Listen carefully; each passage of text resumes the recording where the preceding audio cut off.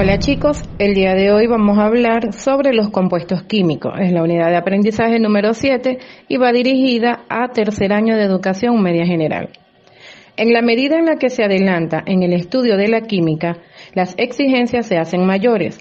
No solo se debe haber entendido, sino que también retenido la información suministrada hasta el momento. En la actualidad se conocen 118 elementos que se encuentran organizados en la tabla periódica. Los elementos químicos presentan diferentes características debido a su número atómico. Conocemos que algunos, a pesar de estar reunidos, no interaccionan químicamente entre ellos, como por ejemplo el aire, que contiene oxígeno, nitrógeno, helio, vapor de agua, y cada uno de ellos conserva sus propiedades. Sin embargo, otros elementos, desde el momento en que se encuentran, interaccionan químicamente, formando un material diferente a ellos dos. Cada uno pierde sus propiedades particulares y producen un material con propiedades diferentes a las de sus componentes. Este proceso es análogo a la mezcla del color azul con el amarillo. Se produce el color verde. De acuerdo a las cantidades utilizadas, se pueden lograr toda una gama de colores verdes. Parecido es la mezcla del rojo con el amarillo, produciéndose el color naranja. De esta forma, mezclando tres colores fundamentales denominados primarios, se obtienen una extraordinaria multitud de colores. Lo mismo ocurre con los elementos químicos. El 1 se mezcla con el 2 y se produce el material 3. Con las distintas posibilidades de combinaciones se forman numerosas sustancias existentes en la naturaleza, cada una de ellas con sus características particulares y diferentes al de sus componentes. A este material número 3 es al que conocemos como compuesto químico. Al igual que una infinidad de colores pueden ser producidos por la mezcla de unos pocos, el hombre con su ingenio ha descubierto y utilizado con habilidad la infinidad de compuestos químicos presentes en la naturaleza, que no son más que la mezcla de elementos químicos, unidos a través de una muy fuerte interacción. Estos compuestos se representan con fórmulas químicas, que vienen a ser un conjunto de símbolos dispuestos en la forma adecuada para explicar sus propiedades. La fórmula química, además de presentar los elementos que participan en el compuesto, incluye el número de átomos de cada uno de los elementos que forman parte de ese compuesto. Por ejemplo, la fórmula química del agua es H2O. Esto significa que para formarse una molécula de agua se deben unir dos átomos de hidrógeno con uno de oxígeno.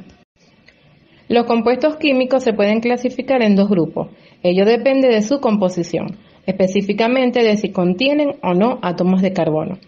Según este criterio, los compuestos químicos se clasifican en inorgánicos y orgánicos. Los compuestos inorgánicos son todos aquellos que están formados por diferentes elementos, pero su componente principal no es el carbono. Por ejemplo, el agua, el amoníaco, el anhídrido carbónico, el agua oxigenada. Los compuestos orgánicos son todos aquellos en los cuales el componente más importante es el carbono. Este se une con otros elementos como el oxígeno y el hidrógeno. Por ejemplo, la glucosa, etanol, acetona. En esta clase, el interés está centrado en los compuestos inorgánicos.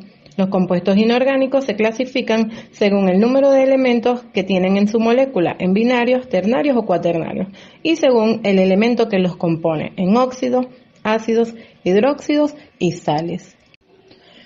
Todos los elementos, con excepción de los gases nobles, se pueden combinar con el oxígeno para dar origen a los óxidos. Si el elemento que se combina expresa carácter metálico, se formará un óxido básico. Si expresa un carácter no metálico, se formará un óxido ácido o anhídrido. Los hidróxidos o bases se obtienen a partir de la reacción entre el óxido básico y el agua. Las bases se caracterizan por tener en su molécula un grupo oxidrilo, OH.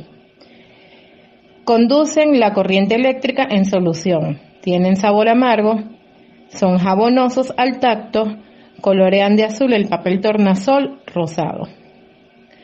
Los ácidos son compuestos que se caracterizan por desprender hidrógeno al reaccionar con metales activos, tener sabor agrio y colorear de rosado el papel tornasol azul.